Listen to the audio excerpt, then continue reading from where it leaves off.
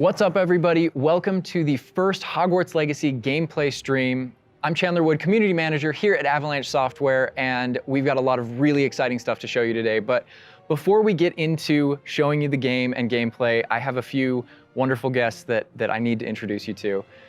First up, we have our community guest host. He brings you the latest and greatest in Hogwarts Legacy content. He's the local Merlin conspiracy theorist. Guilty as charged, yes. One half of Expecto Go, Yeah. James Whitehead. Thanks, Chandler. Yes, I'm James Whitehead of Expecto Go, bringing you guys the latest and greatest in Hogwarts Legacy content. And I am one half of Expecto Go. The other half, my wife Sue, represents that other half. So I'm excited to be here, and thank you, Avalanche Software, for inviting me. I cannot wait to go over this gameplay. I just got to say that. Welcome, thank you for being here. And we've got two people from the studio, just two of the many people bringing this thing together, the magic of Hogwarts Legacy. Game director, Alan Tu. Hello, everyone. And senior environment artist and Hogwarts expert, Boston Madsen. So thank you for taking time out of your very busy schedules right now to sit down with us to help us show everybody gameplay. So what we're going to be showing you today, first, the character creator, because it's your legacy, and you have to create yourself when you get into to get into Hogwarts and bring your whole authentic self to Hogwarts. So we're going to show you that character creator. Then we're going to dive into a tour of Hogwarts, and it's just a small tour of Hogwarts, right? Because Hogwarts is huge. Hogwarts is really big. So we're going to be showing you a little bit, but it's still a lot. So, and finally, ending up with combat. A little taste of combat, a little taste of how all that works. Let's go. Just a little taste, yeah. So we're excited to get there. But again, first and foremost, we need to get into this character creator. And James, with you here, we wanted to let you create this character. So Andrew, who is going to be doing all of our gameplay capture today, is going to be handing you the controller. Oh my gosh. All right, I won't break anything. All right, so what are we looking at right here on this screen? These are your presets. So a lot like other games, there's some initial settings that you can choose for your character that just kind of get them into like the ballpark of what you want to be, who you want to be, and what you want to change. Oh man. And then once you're in that ballpark, all of the other tabs let you dial that in, be exactly who you want to be. It's our goal with this is to make sure that for anyone that fantasized about bringing themselves to the school for the very first time, that they feel like they have the options in order to represent who they are and essentially bring themselves to Hogwarts or whatever character they want to bring to Hogwarts. Oh my God, and options galore. Do you mind if I try to put myself in here right quick? This is all about you today. Okay, all right. So, okay, yeah, that's me. We're here, that's me right there. All right, so that's step one. We're pretty close, but let's look at everything okay, here. Let's play here. around with some of these options, like really. All right, so what are we looking at with this option over here with the tab? I see face stuff. Yeah, so a lot of the different faces that you saw in the previous screen, all those faces are choices that you have here. So you can, now you're just kind of getting into the details in your face shape, in your skin color. And then because we knew a lot of people going right in are going to want it right away, even though it's an option later in the game, you can collect different types of glasses, put them on later. We give you some options right up front if you want to have glasses for your character. Oh man, oh my gosh, look at the structure of the faces with this.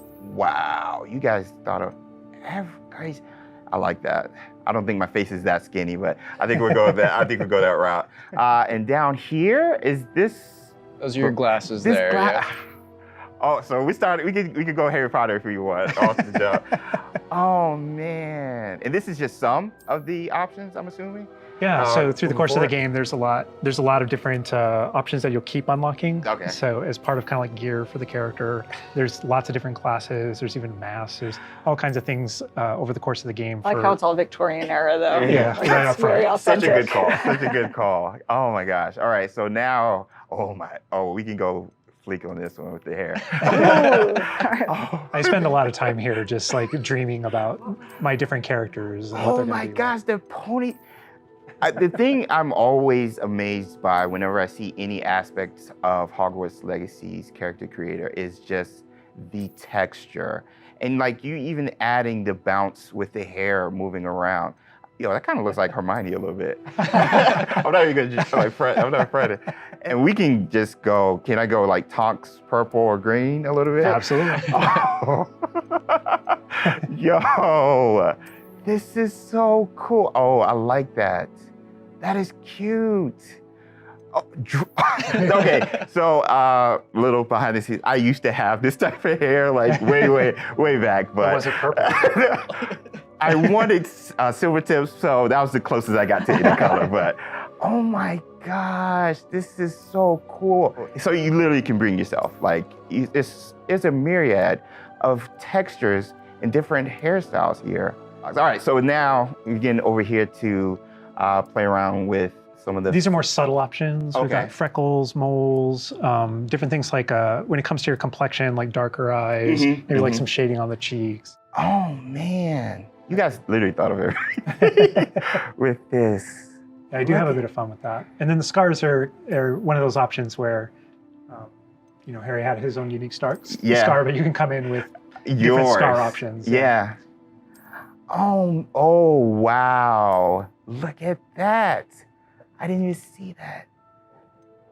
Oh, those are my favorite. The eyebrow scars. Yeah. Love those. Yeah. You look kind of It's a like, classic. Yeah, you look kind of just like tough. But anyway.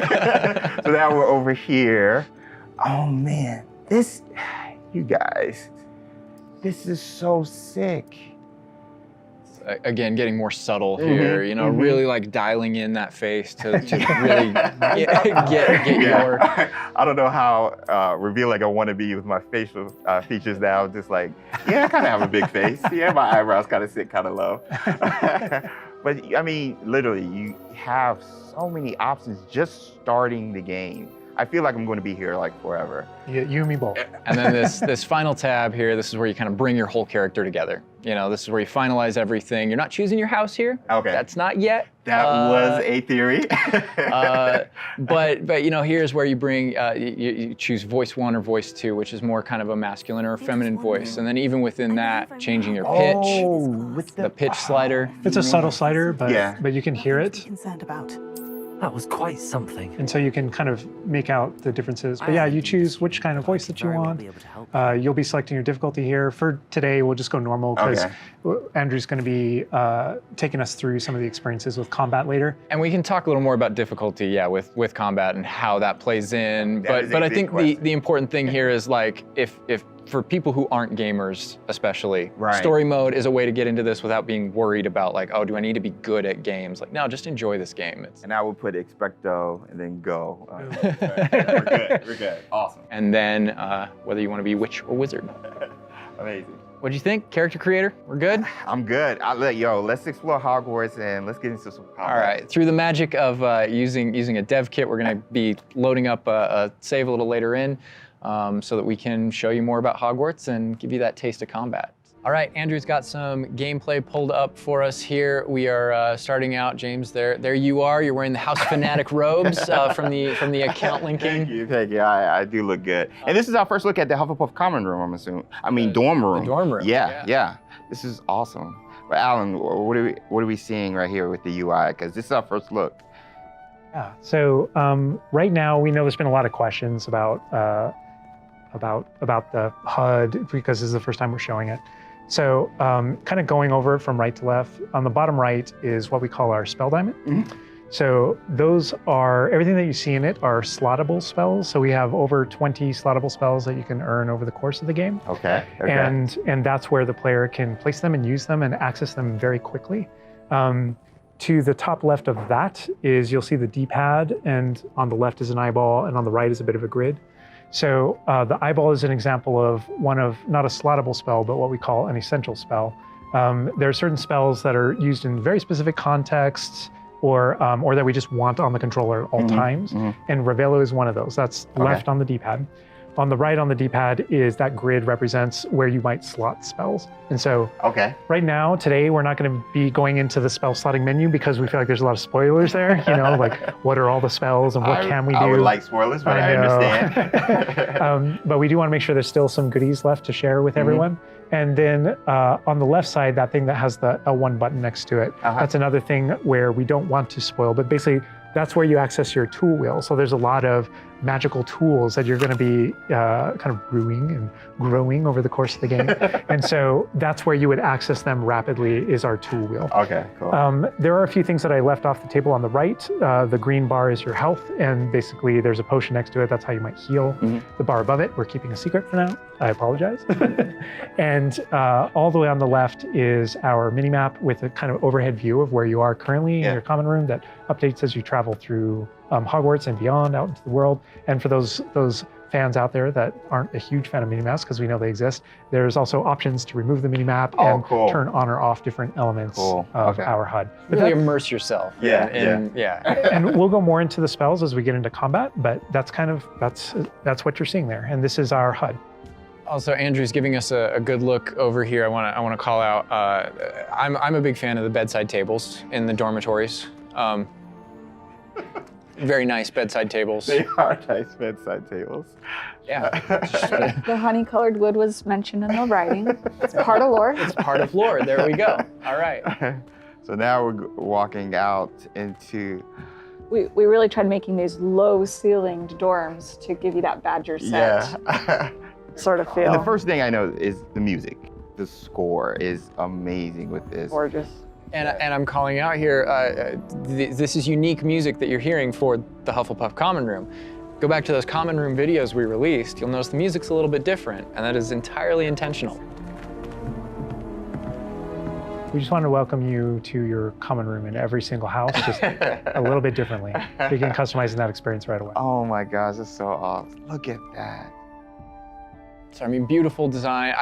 We could spend like the entire rest of the stream just in the common room here and talking about it, and I'm sure Boston and James could be like just geeking out over it.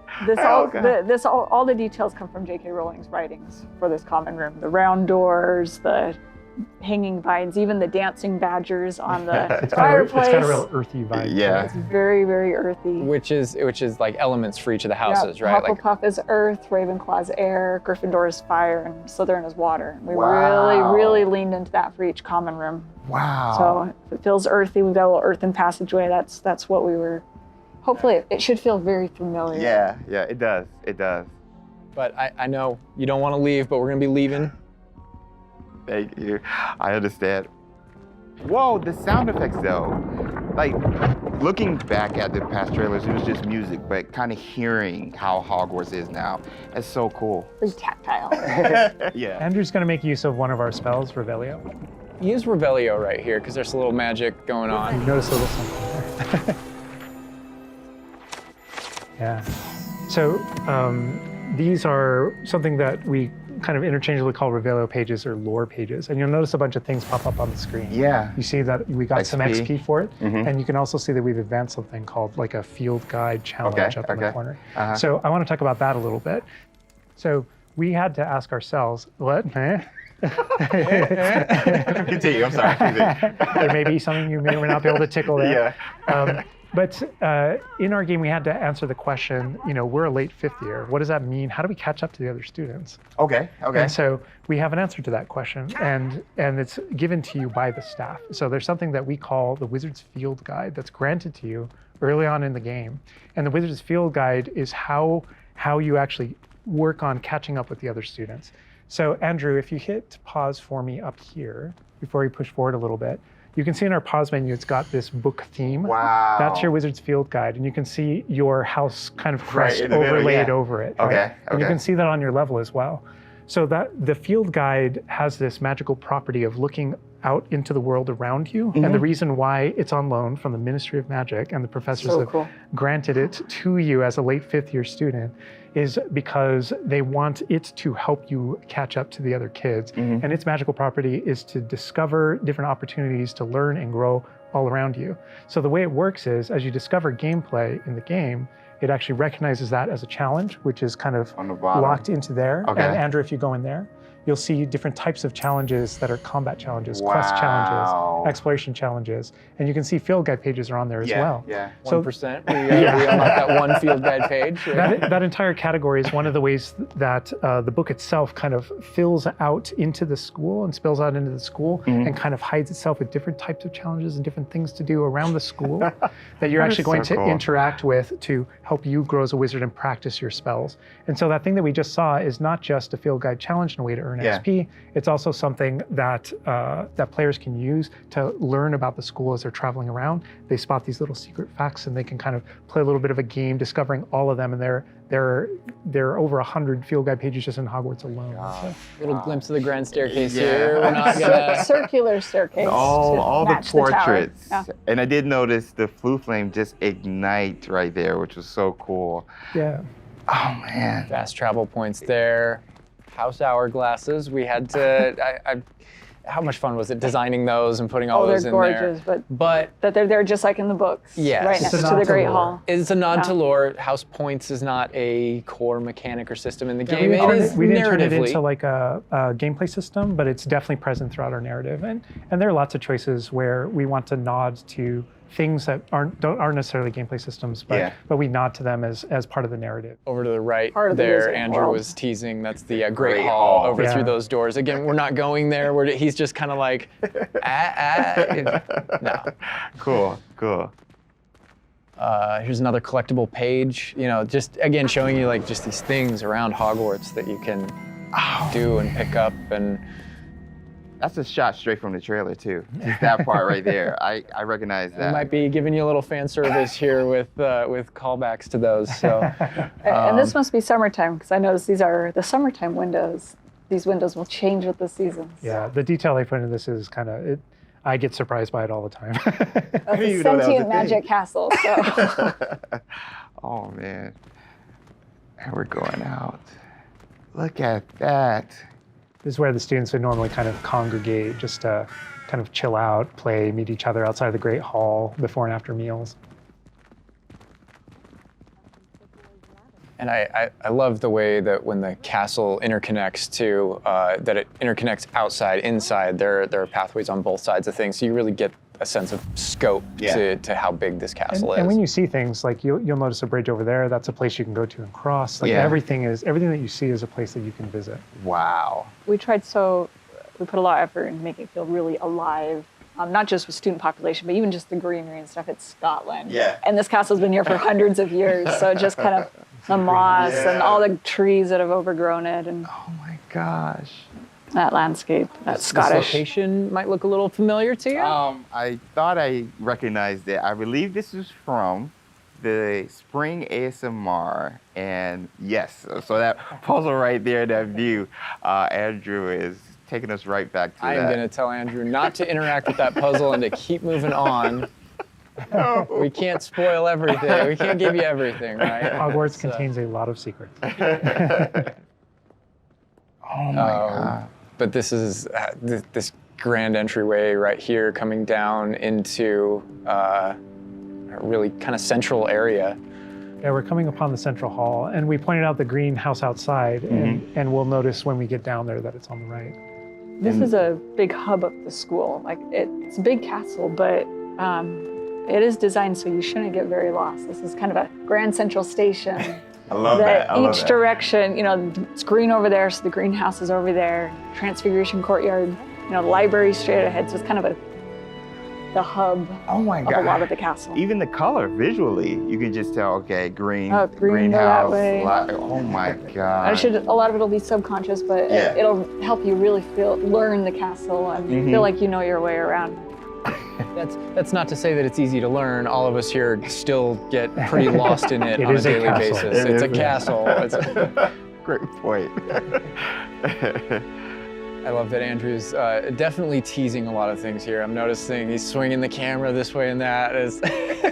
Yes. He's got this grin on his face over there that's just like, yeah, I know what That I'm statue doing. I know is what I'm from the reveal trailer. There's that dragon. Oh my This gosh. is another location where the students will gather, and just kind of chill out.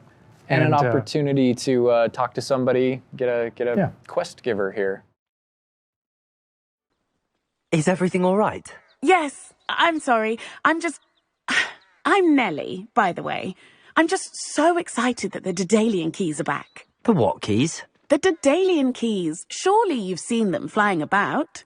Rumour is that a former headmistress, Professor Moll, conjured them to protect the contents of certain locked cabinets years ago.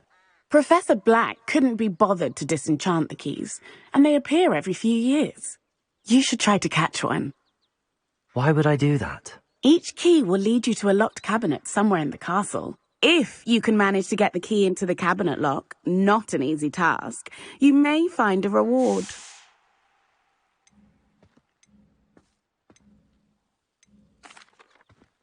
Perhaps I'll give it a go. I hope you do. In fact, I think I heard one of the keys in the astronomy tower. You should listen for them. So those kind of I side hope quests you are find- really, it's a cool way to interact If you manage to with open a your cabinet. fellow students, with perhaps other teachers, with, various things like that, as well as teach you some more of the secrets of Hogwarts, I think. There's a In this little case, bit of that. absolutely. Yeah. So the students are a way to kind of like flesh out the school opportunities around it, what we can do, and then those interactions. Different interactions with different characters can also offer different choice points for the player, and then some of those things can affect things game wide. Some of these affect characters' lives, the ending of the game. And sometimes it's just about you being a little bit of Sometimes a it's nice just about guy the or just mission. being a jerk. Yes, absolutely. So the scale really varies, but those opportunities exist for the player. Wow, look at this. This is the Dada Defense Against the Dark Arts Power. Tower, which this is one of my favorite locations in the castle. Just visually, you come in here and just the richness of It this is area. very iconic, very unique to anywhere else in the castle. Somebody else that we can talk to, notably a younger student. Yeah, she looks like a first year or an 11-year-old.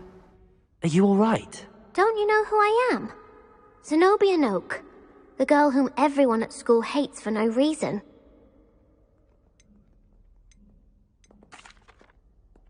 Everyone hates you. Why? Because Hogwarts is full of bullies and spoilsports. Leander Pruitt's one of the worst, that no-talent moon mind. I wanted to make some new friends, and so I brought my collection down to the common room. My gobstone collection, that is. I was hoping someone would want to play. Are you familiar with gobstones? Little balls, like marbles. Grand game. And if you lose, they spray you with a foul-smelling liquid.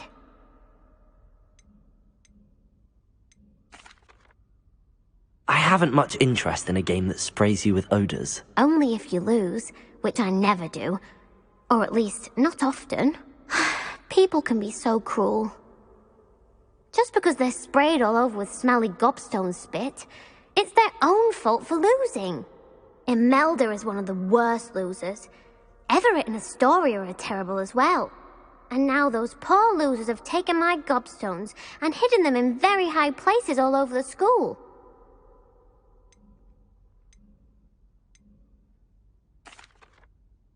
Sounds as if you caused the smelly situation and they responded accordingly. I didn't make the rules. Anyway, I can't work out how to get them back on my own. I don't think I know the necessary spells yet. I need someone, perhaps a selfless and talented 5th year to help me.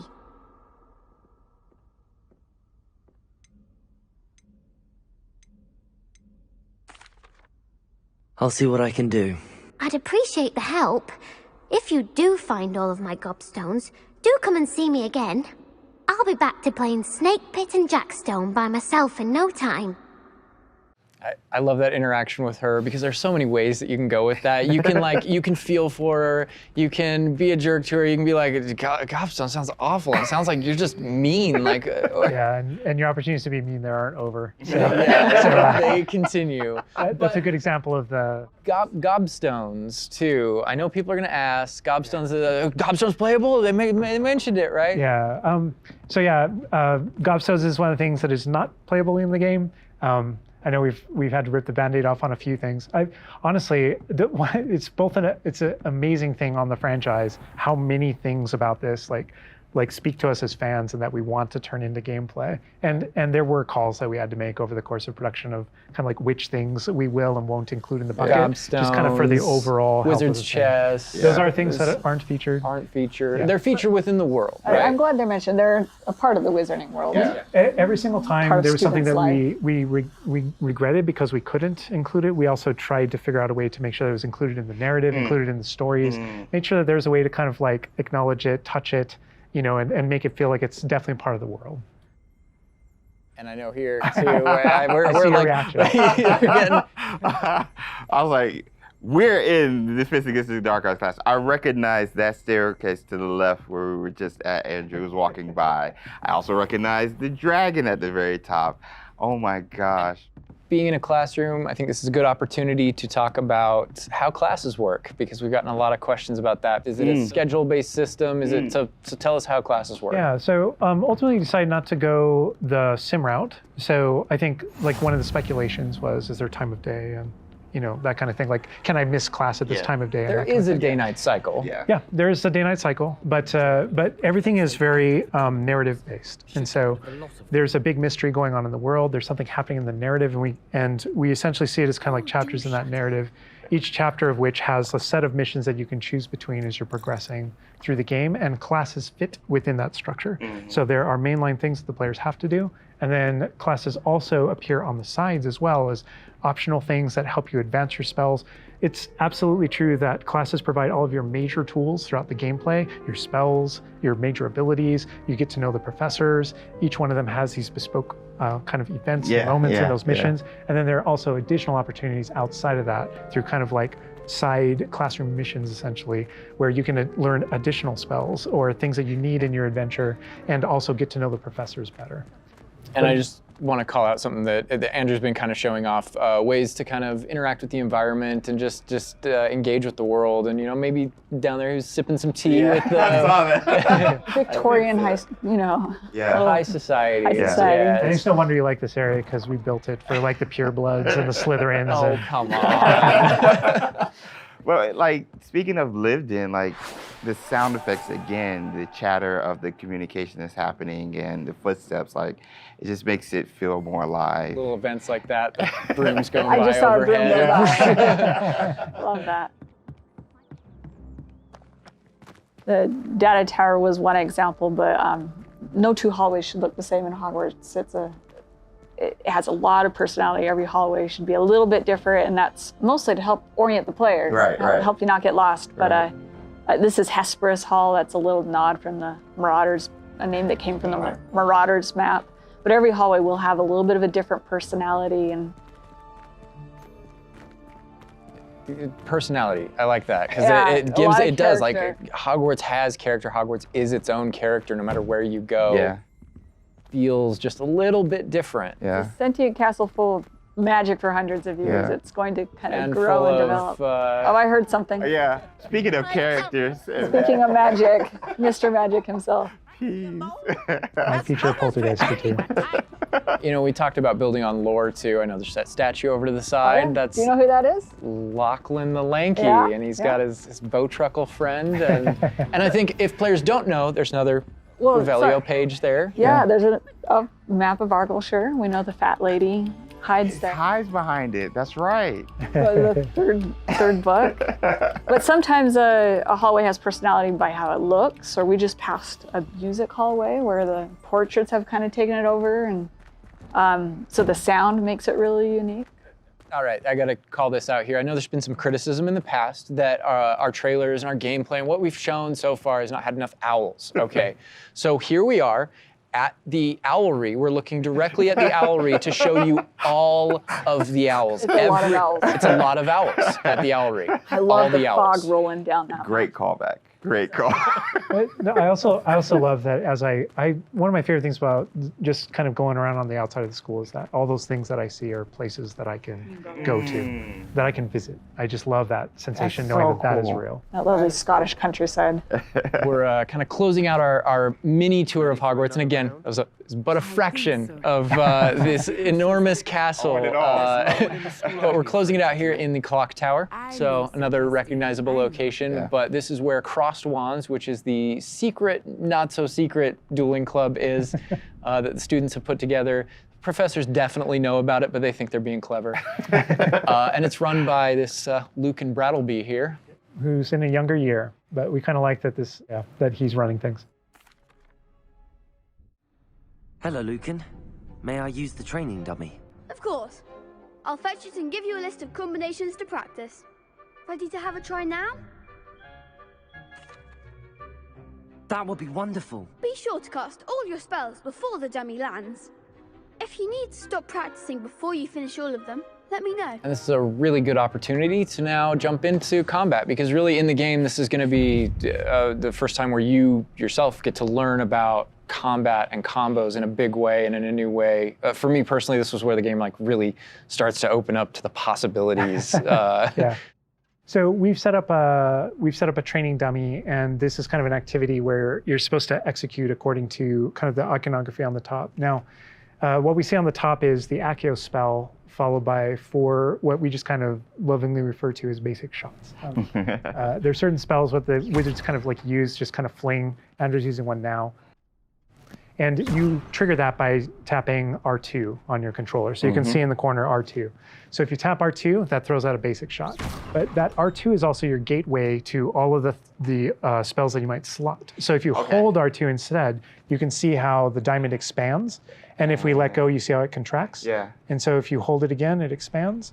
And so when it expands, then all the spells that you slotted while you're holding that button can now be tapped with your face buttons. Awesome. And not only that, but over the course of the game, you can gain additional spell diamonds, up to 4 additional ones, so that you can slot up to 16 spells, pretty much instantly. And then that helped us fulfill the fantasy of in combat, I need to be able to access things very rapidly. Yeah. And so you learn over the course of these events, how to juggle not just the spell casting, but also it reinforces an understanding of another feature of the wheel, which is their cooldowns. So as you're casting spells, just to make sure that you're not just kind of like repeatedly using one thing over and over and over again, you can see cooldowns on the spells that he's using on the wheel. And then as you progress through the game, there are different things that can affect things, like cooldowns through your talents, different things that allow you to kind of like juggle and adjust and update those things. And so if you hold down R2 and you tap the D-pad, it will switch between your other diamonds if you've unlocked them, and that's how you access all those. Oh man, it looks like we're about to get some action over here. Yeah.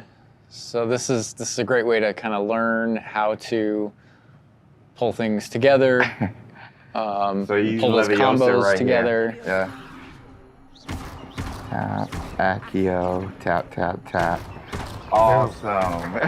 Well done, Andrew. And that's just against the dummy, but I mean, I'd say that's enough practice. You looked good out there. Thank you, Lucan. I say better to discover one's weaknesses during practice than during a duel. You'll be a fearsome challenger now. I think now we can take on something a little more challenging. It's going to shoot back. Now let's talk about some more features of the combat system. Hello, Lucan. Is the next round of Crossed Wands all set? Why, yes it is. I've got a great match lined up. Ready for another round? We're on a PS5 dev kit here, so we're going to be able to kind of pause I'm the action Yeah. and talk about what you're seeing on the screen, because there's about to be a lot going on. Okay. All right, here you can select if you want to fight with somebody else, some of One your of the other classmates. students. Yeah. But in this case, we're not. We want that action to feel a little more frantic towards you to really get you that sense of combat. So apparently you've got quite the reputation because they've got you up against 3 people. 3, yeah. Apologies. Off the jump. So I can explain this just because I know people are going to go into it, but we can probably just kind of jump in. You're not the only one that has Protego and the ability to deflect. The enemies do too. and we actually play with that when it comes to the spell casting. So you notice that there are different colored kind of shields around the different characters, and you also notice that your spells have different colors on them. So to help players understand kind of like the function of their spells, we kind of put them into brackets. So there are damage spells, there are force spells, there are, I'm forgetting the other one, all of a sudden, control spells. And so those things for the player, they wind up also being a color indicator for which actual spell to use to break the different shields that enemies can use. That way it rewards kind of like that close attention that you're paying on things. We've got this paused here now, and you can kind of see all the elements on the screen, the halo around the avatar's head, each of the different shields, to kind of give us a breakdown of what's going on. Give us a breakdown of different things that you're saying. So you notice at the top that we're kind of like calling out which enemy you currently have targeted and their level and health. And so, as you target different characters, you'll be able to get that breakdown.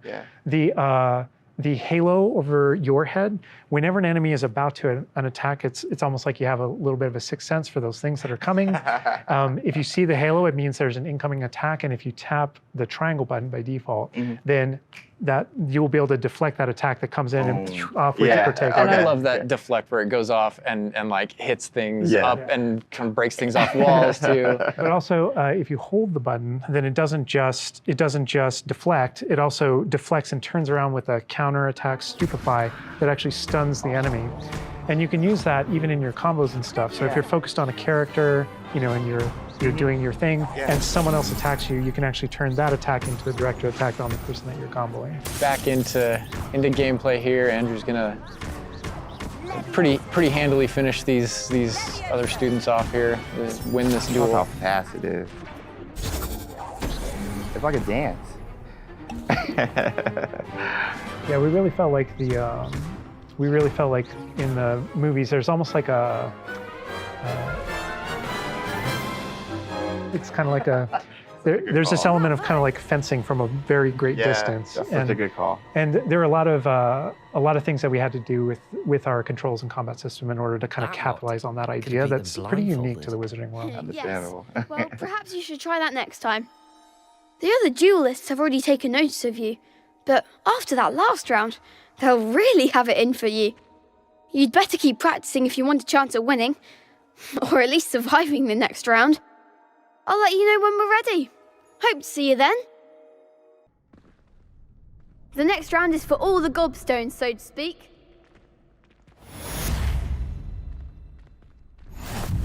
And that is more or less gonna wrap it up for us for now, for what we wanted to show you. Character creator, tour of Hogwarts, and just that little taste of combat. But we didn't want to leave you without maybe a little taste of something that we may show in the future, may show next time. So leaving the castle, going out here. More owls confirmed. Owl mail. There's the owlry again. Yes, all of the owls. But yeah, just heading out here again to show you like from Hogwarts to the world beyond Hogwarts. And this is not somewhere where we're going today, but we will definitely be taking you in the future. A little glimpse at the scale of the castle back there. All right, so we're gonna wrap things up here, but I hope you guys have enjoyed everything that you've seen, but I think, James, you may have a few other questions here at the end of things. So while we're done with what we're showing on the gameplay side, I know there's a few things that you wanna pick Alan and Boston's brains about. I would love that, because there's a lot. Let me grab it. All right, so some of these questions we did pull from the community secretly, but I did pull from the community. So, and also from, going through this, I feel like you've come up with some things you want to talk a little more about, I'm sure. Elaborate on, because we went through character customization, Hogwarts itself, and even combat. So this would be like for the both of you guys. Will we be able to go back and change our character creation if we don't like it? So not everything, but there are certain things with hairstyle, hair color, so kind of like core shapes, like with the body and face, not after the fact. Okay. But there are lots of things. There's kind of like a barber shop in Hogsmeade that you can go to, and Of course, there's inside a of wizard there, barber. you can Yeah. customize, yeah. You could change your hair color for holidays or something, right? Oh my gosh, that would be so cool. And the game features a lot of appearance customization in it. So there's a ton of options there. But that's in terms of like your character and stuff that you have, the character creator. It's like a smaller set of what you saw there. Okay. Oh my gosh, awesome, awesome. Next question, what kind of leisurely activity can we do? Can we study with our free time? I mean, what will we be doing just hanging out in Hogwarts? Because as you progress through the game, there's a bunch of different missions that open up. Most of them are driven by different characters' personalities. You know, some of them want help getting up to hijinks, or some of them want to just explore secrets in the castle because there are new secrets in our castle to explore. And so, so I think there's a bunch of things to do. And when it comes to class, as I mentioned earlier, it's not just kind of like the mainline stuff. There are kind of like extracurricular assignments, some of which are optional, some of which are kind of like blockers for main mission. Kind of like you can't go on this mission until you have the spell. And then the spell is open, you know, the assignment and how you complete it with your professor. And so there are opportunities to study, so to speak, like with that. But they do all take the form of our mission structure. As you mentioned earlier. Wow. Let's get into some combat right quick. Do spells have different levels, or are they all equal? Do spells have different levels, or are they all equal? I'm trying to think of how to describe that. So each spell has kind of like its own core identity and what it does in the game with regards to both kind of like puzzling, world exploration, and enemy combat and all that kind of stuff. And then it's through the talent system, right? When you go into that, it's kind of like each of those spells has ways to kind of like advance and grow and change. And as you spend talents, in some cases, it even changes like the way you approach the battlefield and things like that. So I'd say that's no more true than with like dark arts, for example. And as you go down that line and you kind of play around with those talents, it really does start to kind of like affect even how you approach combat and how you think about the battlefield. I won't be touching the dark art stuff, but I know many of you guys will be. Maybe on your second playthrough? Yeah, second playthrough, yes. Okay. Dark Hufflepuff coming, #soon. I want to close off with this question, and this will be for everybody, and we'll start with Boston. With this game that you guys have been working on for however long and the excitement you guys have, what's one aspect of Hogwarts Legacy that you are excited for the fans to experience? Boston. I think I'm just excited for the fans to play through the world, specifically the castle, and maybe go read those books again. I hope that whether you're already a fan and love this game, or this is your first introduction into the world, I hope they just point at each other in the best way possible. And I'm just excited for fans to get to finally go to Hogwarts and feel like they can own it and live there. I've lived there for 5 years. It's a great place to live. Official 5th year. It's really funny because I want to give a different answer, and I will. But I actually feel like the most honest answer is really similar. Because my favorite thing when running around, playing the game, and getting to know Hogwarts the way Boston knows it, because she knows the school and the lore better than I do, and thank God, right? Because you want the person architecting it to really know that. But when I rewatch the films or I'm rereading passages from the books, there's a different relationship to those things having played the game.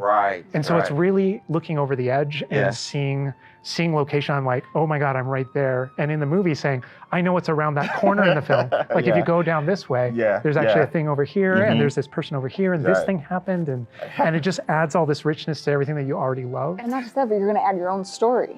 So you know what happens around that corner because you did something. And then the quick answer, just to have something different, is I just love being on a broom. I just love looking at the whole world and just being like, okay, I can just go. I can go there. That vantage point, there's just something exhilarating about it that feels very different in that kind of open air and on that thing. It just it's kind of incredible. and wrapping it up, you know, for me, it's just bringing the community together with it and sharing those stories, because it is your story, and you are going to be writing. You know, this is your unique experience within this, and even within the things that are the same, it's going to be your unique experience. It's different from mine. It's different from. We're all approaching it from different places, and I think that's going to be really cool, the way that everybody brings those things together. All right, and that's everything that we have to show you today. I know maybe it wasn't everything you wanted to see, but it was a whole lot of stuff. Character creator, a little mini tour of Hogwarts there, just a small part of it, a little bit of combat. And we do have some more stuff coming up for you in the future. Hogwarts Legacy releases on February 10th, 2023, and is available for pre-order now. But that's going to do it from us. We're going to leave you with a little something else, but for now, bye.